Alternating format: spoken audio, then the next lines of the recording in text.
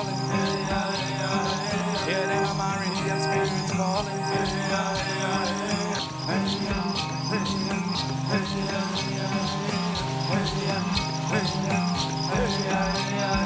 Hear me, Indian spirits calling. Hearing of my Indian spirits. Welcome back to the Now Morning Show. Our next conversation, we're focusing on the opening of hunting season 2025. Joining us this morning is Daniel Miraj, Executive Secretary of the Hunting Association of Trinidad and Tobago, and Narendra Miraj, Vice President of Top Guns Hunting Association. Good morning, gentlemen, and welcome. Good morning. How are you both doing this morning? Good. All right, so let's start off with the basics. Of course, many of us are versed in the hunting season, but we don't actually understand the breadth of hunting in Trinidad and Tobago. So, open floor. Can we get a brief description of hunting? Well, hunting is both a cultural and tradition practice in Trinidad and Tobago. It's about respecting wildlife and the laws following the hunting season. So we all know that today is October the 1st. Hunting season begins today. So today now people will be able to go into the forest and pursue and capture their desired game species. Okay. So we have now until February to capture, and then hunting ceases in February, and they have until March to dispose of all your carcasses, as with cooking and all these things. So hunting season really ends in March, but the actual act of hunting ends in February, last day in February. Okay, that's interesting, as you mentioned, the game species you desire, because these species are codified. Like, we know which species we can and cannot hunt, correct? Correct, yeah. Is this something that you see people adhering to or not really? Yeah, we see people adhering to it. We are the few, the majority of the hunters do adhere to it. Okay. So, the majority, they will hunt what they will get a permit for. Okay. So, like, we have, the agouti, lap, tattoo, deer, wild hog, and the lizard species. Now, under the lizard species, yes, we have a few animals. We have the most popular being iguana. Right. Yeah. But iguana could only be hunted from October to the last day in December. Can you kindly repeat that for the viewers? Yes, so iguana being the most popular lizard species to be hunted, can only be hunted between the times, always say, for the 1st of October to the last day in December. Now, when you say can only be hunted, does that also mean when it comes to the selling, that also cuts off in December as well? Possession, everything, it starts to end in December. Okay, and the other lizard species now, wait for it. Okay. We have caiman. Okay, fair. Right, and one they call mat or sunny painter. Okay, yeah. So that's other lizard species that is hunted. And that runs for the same season or a different term? No, that could go straight down to the end of February.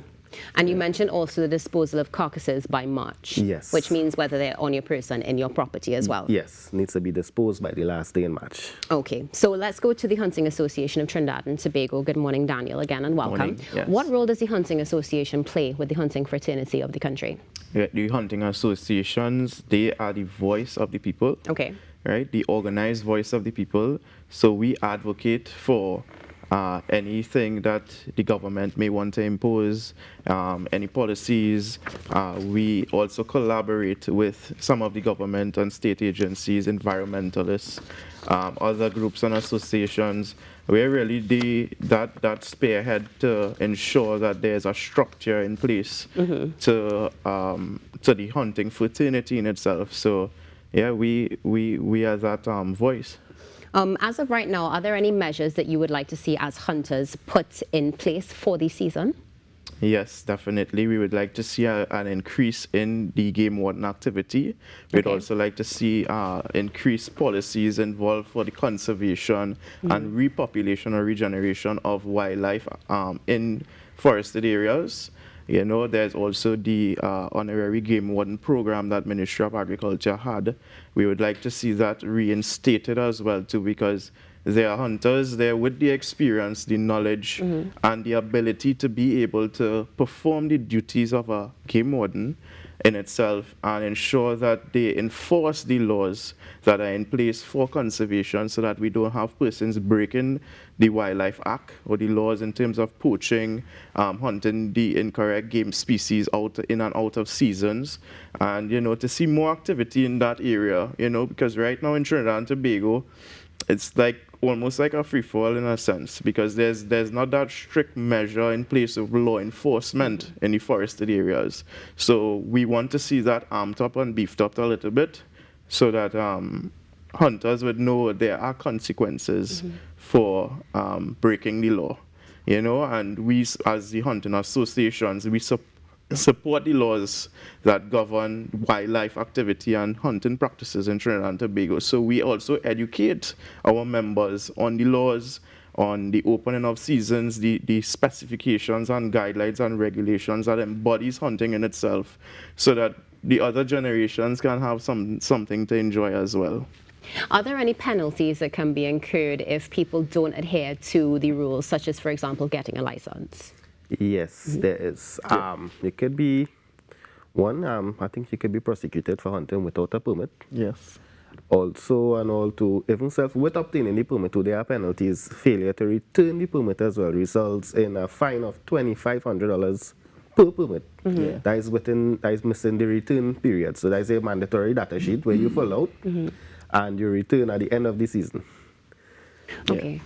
And as of right now, I mean, obviously both of you are quite active within the hunting community. Do you see the participation coming, let's say, adhering to the rules and regulations? We'll start with you. Mostly, yes. But I mean to say, hunting is basically, how they say, is a broad spectrum. Right. Because we have those who will choose to be informed and be educated to proceed. And then we have the more countryside people who grow up as a way of life. Yeah. So to them, hunting is where they know it. So when, let me just say, certain regulations and comes about, they may not be aware that they are breaking the law or doing anything in contrary to the act. So basically, yeah, education is key for people to know that, you know, what is proper practice and not, but majority do follow. Yes. Daniel, one of the things that you also mentioned is the fact that we'd like something for the younger generations to experience. Is it that as of now, because of activity that we're seeing, that we are also seeing a negative effect on our wildlife population? I wouldn't really say as yet, but if there isn't any measures put in place to have conservation efforts and repopulation, definitely it may have a effect in the future. But for now, this is why we're having these forums and we're ensuring that we want the collaboration of the government, law enforcement agencies to collaborate with these associations to ensure that we keep that structure in place to preserve our wildlife, you know, and to ensure that there's a continuous repopulation of our wildlife in Trinidad and Tobago. But as to date, even in my experience as hunting in the forest, there is a pretty good flow of wildlife, you know, and we as hunters use our discretion. We don't kill the younger animals and that kind of thing, you know. If we could presume animal as young ones, we leave it alone and that kind of stuff, so we could have that population growing, you know. Yeah, one of the things you also mentioned would be forums and community outreach, education to the public.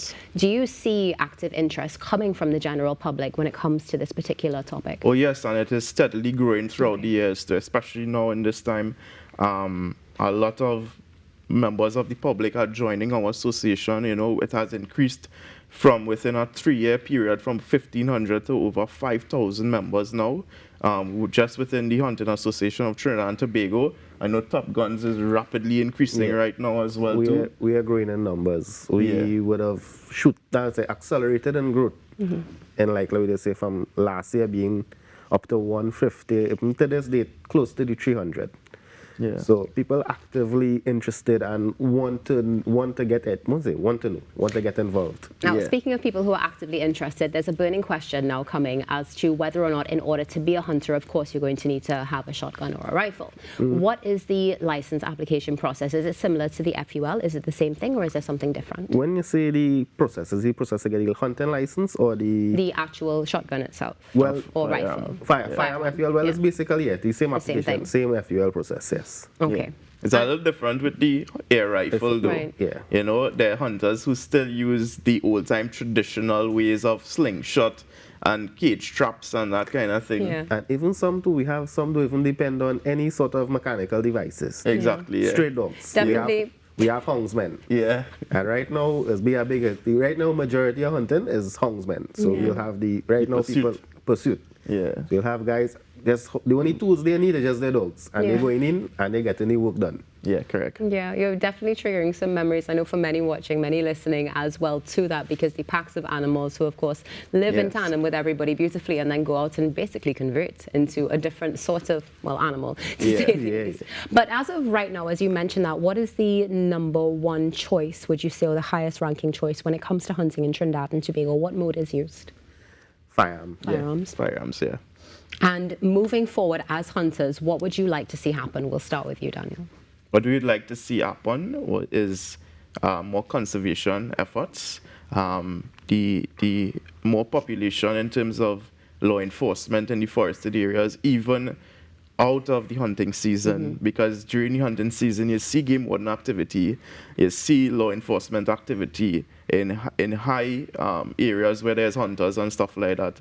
But out of the closed season now, you don't really see any activity. So we want to see a little more efforts in terms of the law enforcement in these areas. We also want to have a more collaborative effort and partnership with government ministries and also state agencies, whereby we can come together and have forums to discuss the issues, the problems, what we can do, policies that we could enforce to ensure that we could have a healthy relationship together and enforce proper guidelines and policies for the hunting associations and the hunting fraternity in itself.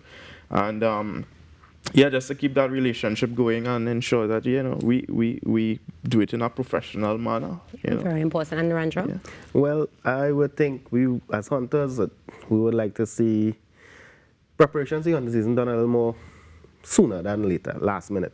With the sale of hunting permits, it's a real tedious process. Correct. Especially this last minute, it'll have guys lining up for like 2-3 hours up to 4 hours to obtain a permit. All we would like to see moving forward is permits be sold earlier, like beginning of September, and everyone, they don't have a rush. And we just want to see hunting move forward sustainably and have a future. So we are always willing and here to say, partner with anyone who wants to be with us. So that we want to see. We want to see a future for the hunting, for the future generations. And even to expound on that point, my colleague was saying with the permits, the government should look to move towards digitalizing the process in itself. So we would like to see them utilize or send more resources towards these hunting permits, even vehicles for the game wardens, and more resources so that they will be able to be more effective in the hunting season. Well, Daniel and Narendra, thank you so much for joining us this morning. Yes, thank you. It was a pleasure to have you, and all the best for the season. Yes, thank you. Thank you. Hunting season in Trinidad and Tobago is open. Make sure that you get all the requisite information and ensure that you adhere to the law. Stay tuned. There's more coming up after this break.